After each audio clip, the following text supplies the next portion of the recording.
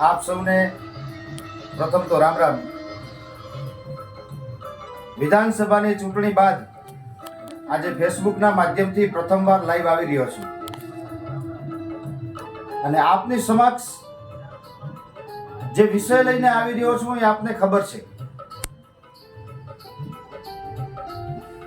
ગમે તેટલા આક્ષેપો થાય, ગમે એટલા વિષયો હોય, પણ આખરે તો પ્રજાના પડખે ઊભું તો આપણે રહેવું જ પડશે।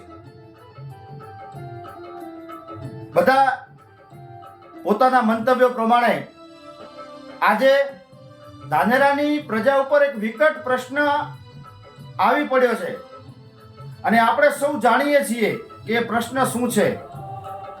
આખા ધાનેરા તાલુકાના ગામે ગામ એના વિશેની માહિતીથી એકદમ માહિતગાર છે। ઘણા બધા લોકોના ફોન આવ્યા કે આપ લાઈવ કરજો,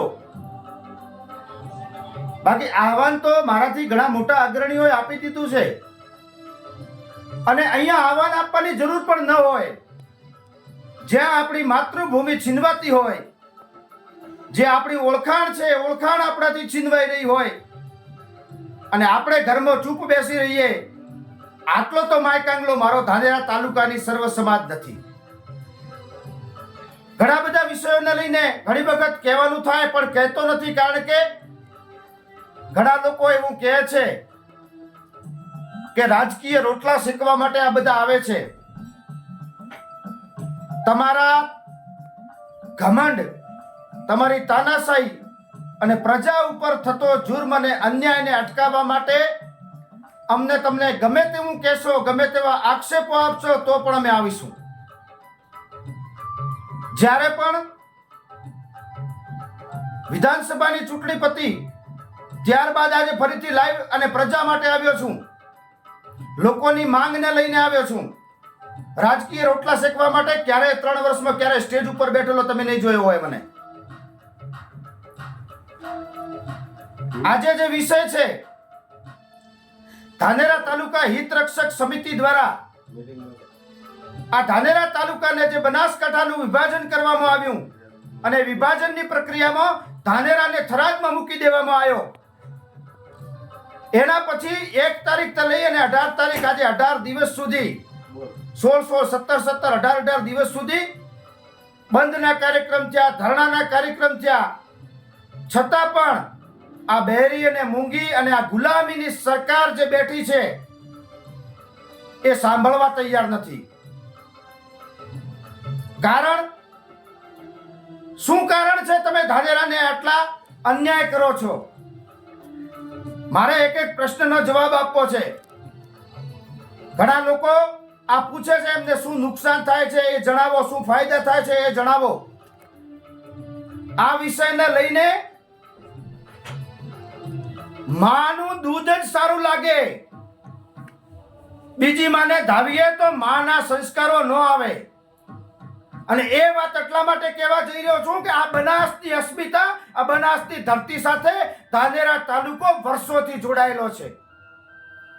દરેક સમાજના શૈક્ષણિક સંકુલો, દરેક સમાજના છાત્રાલયો, હોસ્ટેલો, દરેક સમાજના ટાણાવાળા વ્યવહારો, સંબંધો, ઓળખાણ, ધંધા, રોજગાર, નોકરી, આ બધું ડીસા, પાલનપુર, મહેસાણા, અમદાવાદ સાથે જોડાયેલું છે। સરકારી કામને લઈને હા ઘણા કહે છે કે રોજ ક્યાં જિલ્લા પંચાયત જવું પડે સરકારી કામને લઈને, પણ એક વાત આની ચોખવટ પર એટલા માટે કહું છું કારણ કે આ વારંવાર પૂછાતો પ્રશ્ન છે। સામાન્ય પ્રજાને તમે ઘણીવાર લાઈન અને ધક્કા ખાવા માટે ઊભી રાખી છે અને મારી નજરે જોઈ છે કે કેટલી વાર તમે એને લાઈનમાં કરી છે। અને ભ્રષ્ટાચારની વાત તો ન જ કરીએ તો સારું। આ ગરીબ પ્રજા જોડેથી જે ભ્રષ્ટાચાર કરી અને જે લોકો એમને જે હેરાનગતિ ગરીબ પ્રજાને થાય છે ને એ તમને કોઈને ખબર નથી। ઘણા લોકો એમ કહે છે કે તમે અપક્ષ ધારાસભ્ય જીતાડ્યા અને રિઝલ્ટ ન મળ્યું કેમ તળાવોમાં પાણી, કેમ પાણી ના આવ્યું, તમે આંદોલન કરવાના હતા. ઘણા બધા મિત્રો વિષય છે એના જવાબ આપવા માટે, પણ સૌથી પહેલા આપને એક આહવાન કરું છું કે આ બનાસકાંઠા જિલ્લાને અમે ક્યારેય નહીં છોડીએ. ધાનેરાના દરેક ગામે ગામના લોકોને આહવાન કરું છું, સર્વ સમાજના માણસોને આહવાન કરું છું કે આપ સૌ 21 તારીખ અને મંગળવારના રોજ ધાનેરા મામા બાપજીના મંદિર સામે પધારો. બહુ જંગી વિશાળ આક્રોશ સાથે પધારો. કેમ કે ધાનેરાના હિત માટે જો તમે નહીં બોલો તો આવનારું ભવિષ્ય તમને ક્યારે માફ નહીં કરે. ઘણા લોકો એવું પણ કહે છે કે તમે ધારાસભ્ય જીતાડ્યા ત્યારે ઘણા બધા વાયદા કર્યા હતા, પણ એ વાયદાઓને પૂરા કરવા માટે આજે અમારા ધારાસભ્ય મેદાનમાં લોકો માટે આવી ચૂક્યા છે. પણ ક્યાંક ને ક્યાંક સત્તામાં બેઠેલા એવા માણસો કે જેમની જી હુકુમી કરવા માટે, ગુલામી કરાવવા માટે થઈને આ ધાનેરા સાથે અન્યાય થઈ રહ્યો છે. જાણી જોઈને વ્યક્તિગત રીતે બજેટમાંથી કામો નથી આપવામાં આવતા, અને જે કામો આપવામાં આવે છે એ માત્ર ને માત્ર કાગળ ઉપર થાય છે. એનું કારણ શું? 1400 કરોડ ના તળાવો ભરવાની જાહેરાત થાય અને માત્ર કાગળ ઉપર ફરે. ધાનેરા તાલુકાના એક પણ તળાવમાં પાણી ભરાયું હોય તો મને કહો. વારંવાર ધારાસભ્ય શ્રી એની રજૂઆત કરી છે, કેમ એમની રજૂઆતને સાંભળવામાં નથી આવતી? ધાનેરા ડીસા 4 લાઇન હાઈવે જે રાજસ્થાનને જોડતો સૌથી મહત્વનો રસ્તો છે, કેન્દ્રની સરકારમાંથી એની જાહેરાત થાય છે અને ટૂંક જ દિવસમાં 1 વર્ષ વીતતાની સાથે જ એ રોડ બારોબાર થરાદ જતો રહે છે. થરાદ લઈ જાઓ, અમને વાંધો નથી. થરાદ જિલ્લો બનાવો એનો અમને વાંધો નથી, પણ શું કામ અમારા ધાનેરા તાલુકાને અન્યાય કરો છો? તમને અમારાથી તકલીફ શું? તમારા વ્યક્તિગત વિરોધના લીધે તમે પ્રજાને મારી રહ્યા છો, અને આ લોકો ક્યારે ભૂલશે નહીં. તમને એવું કહીને દબાવ કરો, અમને ગુલામીની જંજીરોમાં રાખો, એમને વારંવાર જકડાવો એટલે ત્રાસીને અમારા પગે આવશે. પણ આ જનતા તમારા પગે ક્યારેય નહીં આવે. જનતા જનાર્દન હોય છે, જનતા જ સર્વસ્વ હોય છે, અને આજે લોકશાહીના પર્વમાં જનતા જ સૌથી મહત્વની હોય છે. ઘણું બધું કહી શકાય, ઘણું બધું, અને આ લાઈવના માધ્યમથી જાહેર મંચથી કહું છું, ઘણા બધા લોકો સાંભળવા તૈયાર હશે કે ધાનેરા તાલુકા સાથે અન્યાય કરવાનું કારણ શું? વિચારવા જેવી બાબત છે. આ લોકો એવું કહે છે, ગઈકાલે રાત્રે મારી પાસે ફોન આવ્યો છે, ખૂબ હોશો હવાસમાં અને નિડરતાપૂર્વક કહું છું, કારણ કે હું કોઈથી ડરતો નથી અને પ્રજાનો અવાજ ઉપાડવા માટે ક્યારેય નથી ડર્યો. અને ગઈકાલે રાત્રે મારી પાસે ફોન આવે છે ડોક્ટર હિતેશભાઈ ચૌધરી,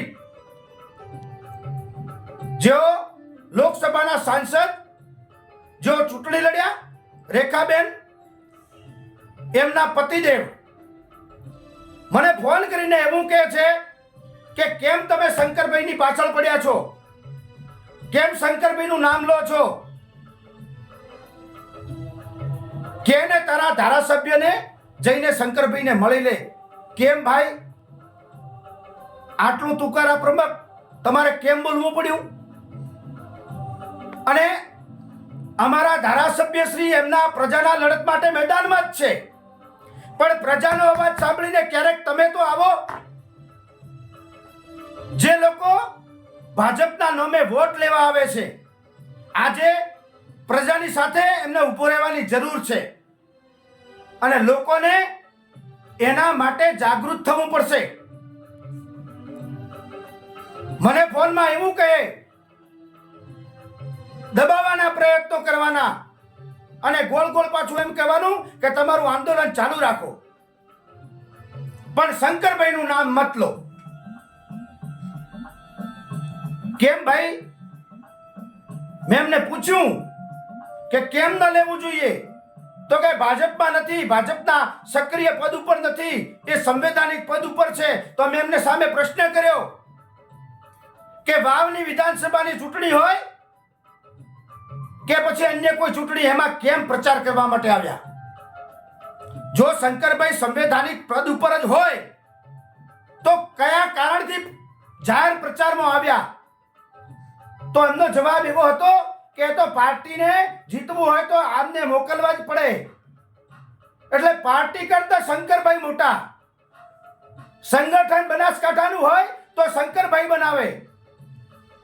તો તમારે પાર્ટીને જ્યારે જરૂર હોય ત્યારે સંવૈધાનિક પદ ઉપરથી ઉતારીને પણ તમે એમને પ્રચારમાં મોકલી શકો. તો ધાનેરા તાલુકાની પ્રજાના હિત માટે કેમ તમે નિર્ણય નથી બદલાવતા? એમને એવું કહ્યું કે એમાં શંકરભાઈનો રોલ નથી. કેમ શંકરભાઈ પાછળ પડ્યા છો? શંકરભાઈનો રોલ ન હોય તો આભાર દર્શનના કાર્યક્રમો અને જશ લેવા માટે અને આખી જગ્યાએ, બધી જગ્યાએ મેં જિલ્લો બનાવ્યો છે ને હું બનાવીશ એ વાત સાથે ધાનેરાને કેમ જોડ્યું? તમે જશ લઈ શકો છો તો જનતાનો અબજસ લેવા માટે પણ તૈયાર રહો. બીજું એમને પૂછ્યું કે ધાનેરા વિધાનસભાની ચૂંટણી કેમ ભાજપ નથી જીતતી? માવજીભાઈને કે ભાજપને ટિકિટ આપી હતી, કેમ હાર્યા? તો એ પૂછો તમારા સંગઠનને, સંગઠનમાં બેસેલા વ્યક્તિઓને કે એ ટાઈમે જ્યારે ચૂંટણી લડ્યા ત્યારે માવજીભાઈની જગ્યાએ કોઈ બીજા નેતા જીતતા હતા. જ્યારે 2022માં માવજીભાઈનો વારો આવ્યો ત્યારે માવજીભાઈને ટિકિટ કાપીને તમે ત્રીજાને લાયા. મફતભાઈને 2012 ને કાપી અને તમે વસંતભાઈને લઈ આવ્યા. બધાને હરાવવા માટે ચૂંટણી ટિકિટ, આ બધું જે તમારું ષડયંત્ર છે એ લોકો જાણી ગયા છે. ભાજપ ધાનેરા અને લોકસભા એ કેમ હારે છે એ આ જાહેર મંચથી કહું છું. માત્ર ને માત્ર શંકરભાઈના લીધે હારે છે. કારણ કે એમને જે ટિકિટો આપવાની થાય છે, જે જીતે છે એ નહીં, પણ જે મારું માને છે ને મારો ગુલામ રહે એવા વ્યક્તિને ઈરાદાપૂર્વક ટિકિટ આપશો તો જનતા એમને ક્યારેય નહીં સ્વીકારે. અમે કોઈ જ્ઞાતિના વિરોધી નથી, પણ અમારી જમીની સ્તર ઉપર જે પણ જ્ઞાતિનો વ્યક્તિ કામ કરે છે, અમારા જાહેર જીવનમાં અમને મદદ કરે છે, એ કોઈ પણ જ્ઞાતિનો ઉમેદવાર લાવો, અમે એમને જીતાડશું. આ એટલા માટે આજે આ બધું કહેવાનું નહોતું. એટલા માટે કહું છું કે વારંવાર આ પ્રશ્નો સોશિયલ મીડિયા ઉપર પૂછવામાં આવે છે, એટલા માટે કહું છું. બાકી આજે તો આ ધાનેરાની જનતાને હું આહવાન કરવા આવ્યો છું કે જાગો અને ઉઠો, ઘરથી બહાર નીકળો, રસ્તા બંધ કરી દો, આ જાહેર સભાની અંદર રેલમછેલ કરી દો. તમારી માતૃભૂમિ, તમારો ધાનેરા તાલુકો છીનવાઈ રહ્યો છે અને આવતીકાલે તમારી વિધાનસભા પણ છીનવાઈ જાય એના માટે તૈયાર રહેજો. આ બહુ મોટા ષડયંત્રો છે. અરે પાણીની વાત કરો છો, હું છાતી ઠોકીને કહું છું, મારે રૂબરૂ વાત થઈ છે. 2007 થી 12 જ્યારે ધારાસભ્ય હતા મફતભાઈ પુરોહિત સાહેબ, ત્યારે પાણી લાવવાની કેનાલની મંજૂરી આવી ગઈ હતી. વાડા અને મોડલની વચ્ચે ચેકડેમ થવાનો હતો. મોકેશ્વર ડેમથી સીપુમાં ને ત્યાંથી પાણી કેનાલ દ્વારા મૂકી 4 ચેકડેમ બનાવવાના હતા. સિયા થઈ વાસણ થઈને નનાવા સુધી પાણી પહોંચાડવાનું હતું. એ સમયે સોઇલ ટેસ્ટ થઈ ગયો હતો. અધિકારીઓએ મશીનરી ઉતારી દીધી હતી. તો કોને દખલગીરીથી એ કામ બંધ રહ્યું એનો જરાક તપાસ કરજો. જનતાએ એનો જવાબ માંગવો પડશે. પ્રયત્નો વિધાનસભામાં નથાભાઈ પટેલે પણ કર્યા છે પાણી માટે, વારંવાર રજૂઆતો કરી છે. કેમ સરકાર આંધળી અને બહેરી અને મૂંગી થઈ ગઈ છે? પાણી માટે વિધાનસભાના હાલની વિધાનસભામાં માન્ય ધારાસભ્ય શ્રી માવજીભાઈએ રજૂઆતો કરી છે. કેમ નથી સાંભળતી? માત્ર કાગળો ઉપર તમારી યોજનાઓ આવે છે અને ભ્રષ્ટાચારના સ્વરૂપમાં બદલાઈ અને જતી રહે છે. વિષય ઘણા છે મિત્રો, ચોખવટ ઘણી કરવી છે, પણ ક્યાંક મર્યાદા નડે છે. આજે નામજોગ એટલા માટે બોલ્યો છું કારણ કે રાત્રે મારી ઉપર ફોન આવ્યો તમે મને દબાવવાના પ્રયત્ન કરો છો. હું કોઈનો ગુલામ નથી. નથી પદ પ્રતિષ્ઠાની લાલચ કે નથી મારે તમારા કોઈ હોદ્દા જોઈતા. હું તો રાષ્ટ્રવાદી માણસ છું અને આ રાષ્ટ્ર માટે ખપી જાઉં તો મને કઈ વાંધો નથી. અને લોકો માટે કદાચ તમે મને ભવિષ્યમાં જેલમાં નાખી દેશો ને તો પણ મને કોઈ ચિંતા નથી. પણ જાહેર મંચથી બોલીશ, સ્પષ્ટ બોલીશ અને જાહેરમાં જ તમને કહીશ કે તમે જે કરી રહ્યા છો એ ખોટું કરી રહ્યા છો. તમારું રાષ્ટ્રવાદી વિચારધારા વાળું ભાજપ ક્યાં રહ્યું છે બતાવો ને. તમે કોંગ્રેસ યુક્ત ભાજપ કરી દીધું છે. બનાસકાંઠા જિલ્લો નહીં પણ ઉત્તર ગુજરાત આખે આખું ભાજપ. એવું તો એ માણસ કરોડો અજબો રૂપિયાનું તમને કેટલું ડોનેશન આપે છે કે તમે ગુલામ બની ગયા છો પૈસાના. અને પાર્ટી ફંડ લઈ અને આજે પાર્ટી એક વ્યક્તિ એટલે કે શંકરભાઈની ગુલામ કરી મૂકી છે તમે. અને ભવિષ્યમાં જે સંઘની સંસ્કારવાળા જે કાર્યકર્તાઓ હતા એ એમાંથી જતા રહ્યા છે. એટલે આવનારું ભવિષ્ય તમારું અંધકારમય રહેશે. આજે બધાને એક થવું પડ્યું છે. આજે પ્રજાના એ ભાજપ હોય, એ કોંગ્રેસ હોય, એ અપક્ષ હોય, વિપક્ષ હોય કે પછી જનતા હોય, બધા એક થઈ એક મંચ ઉપર આવીને માંગણી કરી રહ્યા છે કે ધાનેરા તાલુકાને બનાસકાંઠા જિલ્લામાં રાખો. વારંવાર કરી રહ્યા છે. આટલા બધા પ્રયત્નો કરવા છતાં જો તમારી આંખો ન ઉઘડતી હોય તો હવે વિચાર આ રાજ્યની સરકારને કરવાનો છે. તો હવે વિચાર આ કેન્દ્રની સરકારને કરવાનો છે. ધાનેરાને અન્યાય તો પછી ભાઈ તમે ધાનેરાને શું કામ અમને મૂકી રાખો છો? તમારે કામ કરવું હોય તો બનાસકાંઠામાં ધાનેરા છે તો એનું કામ નહીં થાય. થરાદમાં જશે તો થશે. તો આટલા વર્ષોથી બનાસકાંઠા તમારા જોડે જ તો હતું. કેમ બનાસકાંઠાને વિશ્વનો સૌથી પ્રથમ જિલ્લો ન બનાવ્યો? અને આ પ્રશ્ન કરીએ એટલે ઘણા લોકો એવું કે વિશ્વમાં સૌથી પ્રથમ નંબરે ડેરી છે ને. ઘણા લોકોને એમ કે બધા ગામોમાંથી સમર્થન આવ્યા છે, લેટર પેડો આવે, પણ કોના? ડેરીના મંત્રીઓના. તો ડેરી કોની? શંકરભાઈની. એમના ઈશારે આવવાના જ.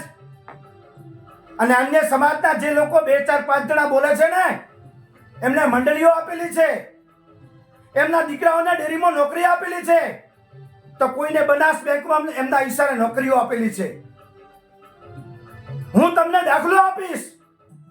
કોઈને એવિડન્સ જોઈતા તો એવિડન્સ આપીશ. નેતાઓના દીકરાના ઘરથી અને દીકરાને અને એમના સંબંધીઓને એક જ ગામમાં 3 વ્યક્તિઓને નોકરી આપે છે. તમે શું નથી કરતા એ બધું ખબર છે.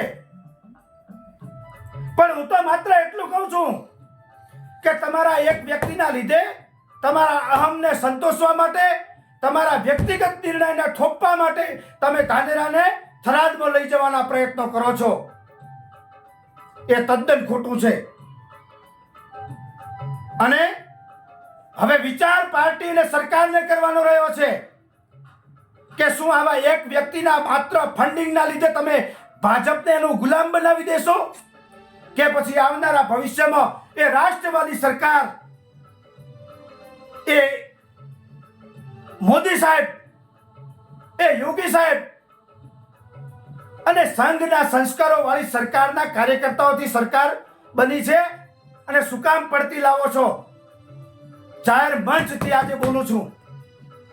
આ ફેસબુકના માધ્યમથી હજુ ઘણા બધા વિષયો એવા છે કે જે કહી શકાય, કે જેને કહેવા માટે મને જરાય સંકોચ નથી. પણ વાત આપણા સ્વાભિમાનની છે, વાત આપણા હકની લડાઈની છે. ભાજપના કારોબારી સભ્યો એમ કે અમે ભાજપમાં છીએ, અમે જાહેરમાં નહીં આવીએ, તમે કરો. તાલુકો ધાનેરા જોઈએ, જિલ્લો બનાસકાંઠા જોઈએ, પણ લડવા તમે જાઓ. અરે ભાઈ, જેને પોતાનું જીવન ના 50 વર્ષ અલગ અલગ સંઘની વિચારધારાઓના સંગઠનો સાથે વિતાવ્યા, જેણે પોતાનું જીવન સંઘના સંસ્કારો સાથે ભારતીય જનતા પાર્ટીને સમર્પિત કર્યું, એવા નેતા જનતા માટે બહાર આવી ગયા છે. તો તમે શેનાથી ડરો છો? તમે તો એમનાથી મોટા નથી. પણ જનતા એ સર્વસ્વ છે. જનતાનો અવાજ જ બુલંદ છે અને લોકશાહીમાં આખરે જનતાનો જ વિજય થાય છે. તો આપને ઘરે બેસી રહેવાથી કઈ નહીં થાય, માત્ર સાંભળવાથી કઈ નહીં થાય. આપણા ખૂનમાં ઉબાળ આવવો જોઈએ. મને વીર સાવરકરજીની એક વાત યાદ આવે છે અને એ વાતમાં એમને એવું જણાવ્યું હતું, જ્યારે તેઓ જેલમાં હતા અને એમના પત્ની મળવા માટે જાય છે ત્યારે એક પત્ર લખે છે અને પત્રમાં એવું જણાવે છે કે કાશ हमारा भी कोई घर होता, काश हमारा भी बच्चे होते और हम एक खुशहाल जिंदगी जीते. तो વીર સાવરકરજી એમનો જવાબ શું આપ્યો છે એ તમારે સાંભળવા જેવો છે. એટલે આ પુણ્યશાળી ભારત ભૂમિમાં આવા મહાન ક્રાંતિકારીઓ થયા હતા કે જેમને માતૃભૂમિ માટે શું જવાબ આપ્યો કે જો મારે ઘર જ બનાવવું હોત તો કાગડા અને ચકલીઓ પોતાના માળા બનાવે છે તો એમના જેવો હું ગણાઈ જાઉં. પણ જ્યાં સુધી મારી માતૃભૂમિ ગુલામીની જંજીરોમાંથી મુક્ત ન થાય ત્યાં સુધી મને આ ભારત ભૂમિમાં જન્મ મળે, વારંવાર મળે અને એના માટે જ લડું. જ્યાં સુધી ભારત આઝાદ ન થાય ત્યાં સુધી હું લડતો રહું. તો વિચાર કરો કે ભારતની ભૂમિ ઉપર આવા મહાન ક્રાંતિકારીઓના વિચાર આપણા લોહીમાં હોવા જોઈએ. ધાનેરાના દરેક સમાજને કહેવા માંગુ છું, સર્વ સમાજને, કે આવો આપણા હકની લડાઈ છે, આપણે સૌ સાથે મળીને લડીએ અને આપણો જિલ્લો બનાસકાંઠો એ અવાજને બુલંદ બનાવીએ. મારા આ વાતને ખૂબ ગંભીરતાથી લઈ અને 21 તારીખે મંગળવારે મામા બાપજીના મંદિરની સામે આપણે સૌ વિશાળ સંખ્યામાં ગામે ગામથી મા દીકરીઓ, કાકાઓ, વડીલો, યુવાનો નીકળી પડો. તમે નહીં લડો તો આવનારું ભવિષ્યમાં તમને કોઈ પૂછશે નહીં. તમારું ભવિષ્ય અંધકારમય થઈ જશે અને જે પરિણામ ભૂતકાળમાં તમે આપ્યું હતું એકતા કરીને, એક વખત ભવિષ્યમાં હજી પણ આપી દો. તમને પૂછવા આવશે ઘરે સુધી કે હવે શું કરવું, હવે કઈ રીતે આગળ વધવું, ધાનેરાને શું જોઈએ છે. આ બધું જ પૂછવા એ લોકો સામેથી આવશે. તો આપ સૌને વિનંતી છે કે સૌથી વધારેમાં વધારે આ મહાસંમેલનમાં જોડાઈએ. આના માટે બધા જ લોકો આગળ આવ્યા છે. બધું જ ભૂલીને તો આ જનતાનો અવાજ બન્યા છે, તો જનતાએ બહાર આવીને એમને સમર્થન આપવું જોઈએ કે સાહેબ તમે આગળ વધો, આ ધાનેરા તાલુકા માટે અમે તમારી સાથે છીએ અને 21 તારીખે ખડે પગ ખભાથી ખભો મિલાવીને તમારી સાથે છીએ. એ આહવાન પ્રતિજ્ઞા કરી લો અને બહાર આવી અને ભવ્ય મેદાનમાં આપણે આપણો જે સરકાર સુધી જે વાત છે કે ધાનેરાને બનાસકાંઠામાં રાખો અને અમને જીવવા દો, એ વાત પહોંચાડીએ અને એ વાત આગળ પહોંચાડીએ અને છતાં પણ નિર્ણય નહીં બદલાય તો આપણે રસ્તા રોકીશું, આપણે રેલવે રોકીશું અને આ બધું જ કરવાથી આપણે આપણો ન્યાય મેળવીને જ રહીશું. તો ચાલો જાગી જાઓ મિત્રો, જાગી જાઓ, હજી વહેલું છે. બાકી આવું કહેનારો ક્યારેય નહીં મળે. અને જ્યારથી પણ બોલું છું સ્પષ્ટ અને સીધી વાત કરું છું. આપ સૌ છેલ્લી વાર કહું છું કે આપ જાગી જાજો. આવનારા ભવિષ્યને જોઈને આ મહાસંમેલનમાં જોડાઈએ, એ જ આપ સૌને પ્રાર્થના, વિનંતી. ભારત માતા કી જય, વંદે માતરમ. શેર કરવાનું.